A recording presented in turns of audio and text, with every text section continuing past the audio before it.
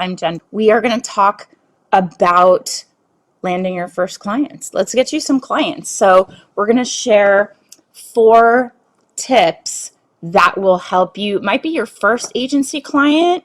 Maybe it's re-engaging with your network of people to try to generate new business in your agency. That's what the topic is about today. 4 powerful tips for scoring your agency's first PR clients, or let's get some new business in the door. Who doesn't love and need some new business? The strategies we're going to share right now about generating new business leads, it says for your first client, but it could be your 100th client. These strategies just work. But let's just call it new clients, because anybody that comes in the door that's not working with you currently is going to be a new client for you. And it's tough. I'm not going to lie. It seems like it's a little more challenging these days than it has been in the past. Landing your next PR client sometimes can feel like scaling Mount Everest. You have to switch up your action plan to secure your, first or new clients, and don't really shoot for the stars in the first try. We want to aim for building a solid foundation. I want to dive into 4 of my best strategies for landing your first or your next PR client, whether you're totally new to the industry or maybe you're a seasoned vet, you're moving in a new niche. So number 1, let's say this is your very first client, or if it's your first client in a new niche.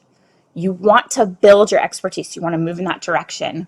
One tip I have, and this is how I got started, is offering your services to your first client for either a reduced rate or for free. Okay, hear me out. Don't panic. We don't love working for free. I never want to be like, just go work for free.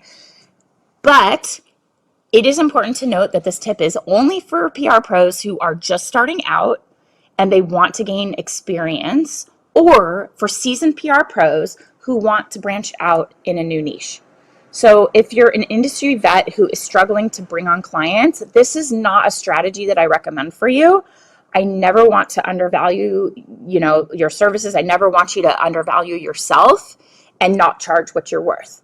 In this situation, what I would recommend here is if you're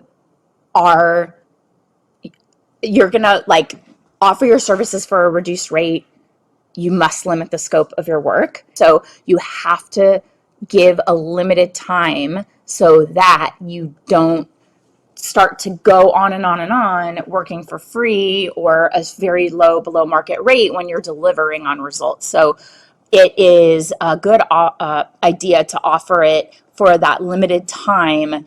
I would recommend 3 months. You tell them at the outset, and then reevaluate and secure those longer, more profitable retainers, and let your clients know exactly what they're going to get in those few months. Let them know. It's always about setting expectations. You guys know I am huge, massive, mega set expectations, because this is how you can make sure you're leading to client satisfaction. You know what their goals and objectives are, and you're going to realistically give them an idea of what to expect and when. So you're going to tell them, listen, the first 3 months, I'm not going to catapult your business to a global success. You're not going to be on Oprah, in the favorite things list. But what you will see is we'll start to generate momentum, and we'll start to build buzz around your brand. And more than anything in this period, I'd just like to show you what I am like to work with. Consider focusing on only one particular service or project, like a launch, like getting pressed for a new product launch, or maybe there's an upcoming event and you're gonna, be responsible for the media alert and inviting the media to attend, and maybe some post-event follow-up to secure features, but then that's it. You don't want to go beyond that. So it's all about setting those expectations up front, and you reach the end of that retainer or that limited scope time period.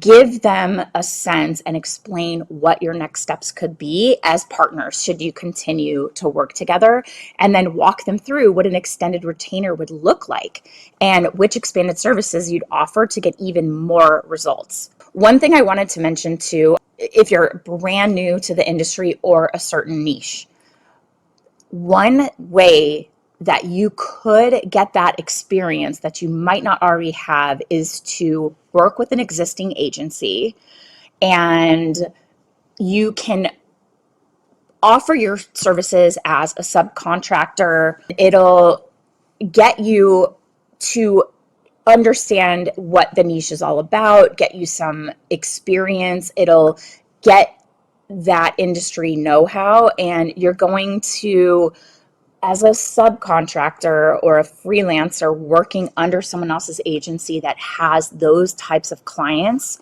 you will be able to get quicker access than if you were going to try to break into the niche on your own.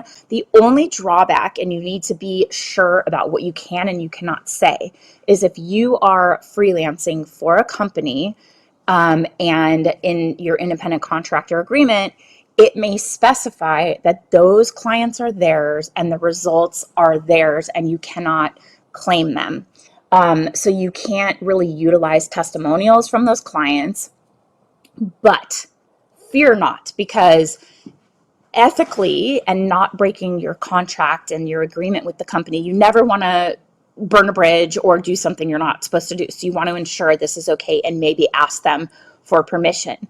But you can describe those achievements when you're talking to prospective clients in more of a general, like I've helped this type of client in this industry achieve this result, but not the specifics. Tip number 2 that I shared was limit the scope of your work.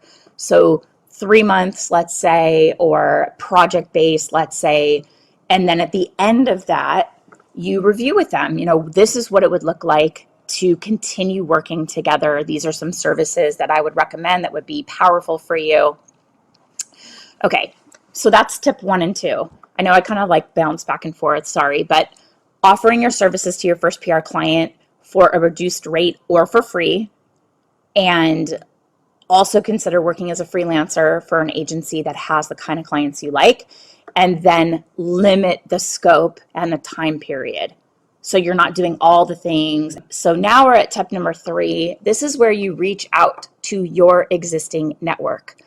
This is where I want you seasoned PR pros to check back into this, because everyone has a network at their fingertips.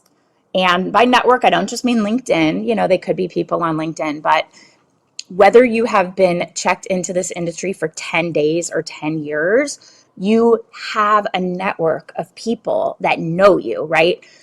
Consistent outreach to your professional and personal networks is a key part of launching and growing an agency. It just is. You have to. I mean, you may feel like it's yucky. People feel like sales, is a little like yucky and awkward to reach out to like an old high school friend, definitely like if you haven't talked to them since high school. But if it's somebody that you've had some connection with, maybe follow up and be like, hey, by the way, I have an opening in my roster. If you happen to know anybody in XYZ space, like please keep me in mind. But it is a great way to generate clients, and the fastest way to find and land a new client, your first client, is to connect with people who already know you, they trust you, they like you, they can vouch for you. And so don't discount reaching out. But if you carve out like an hour a week, very simple, and you connect with your existing network, like you're reaching out to former colleagues, former clients who had a great experience working with you and then they moved on. Those are some of my best clients, are those referrals from my network. Do your contacts know that you're looking for clients? They may know that you have an agency or that you want to grow and expand your offering, but do they know the kinds of clients that you work with or the niches that you serve? So you have to make sure everyone in your circle knows that you're open and ready to work. So my tip number 4 is cold emails, right? Don't overlook the power of sending a cold email. I know it's intimidating, but they do work. Maybe the ratio of what you send and what gets sent back to you is a little bit lower than like a warm prospect, but cold emails work. Cold emails don't have to be overcomplicated, long, scary things. You want it to be short and sweet and to the point. And you don't have to include your entire life story and every single aspect of your services and all of your experience. The main message is simple. I've got space in my roster available to help you out, and my experience and contacts would be of massive value to you and your business. Be clear on the type of client that you're seeking, just kind of a high level explanation of your services. And then the call to action, just like pitching the media. What are the next steps? How can they get in touch to schedule a call? You can call it a discovery call. You can call it a strategy call. We're not giving away strategy for free. We are reeling them in with our showing how savvy we are, how smart we are, how we can serve them. We're not giving them, everything so they can take it and run. We are showing them we are the team to do that for them and execute. We want you to start landing your dream clients, your dream, partners to help grow your business in the right way. Thank you so much for being here. I really appreciate it. All right, guys, be well. Thank you so much for being here. I'm so grateful for all of you. Talk soon, guys. Thanks so much. Bye.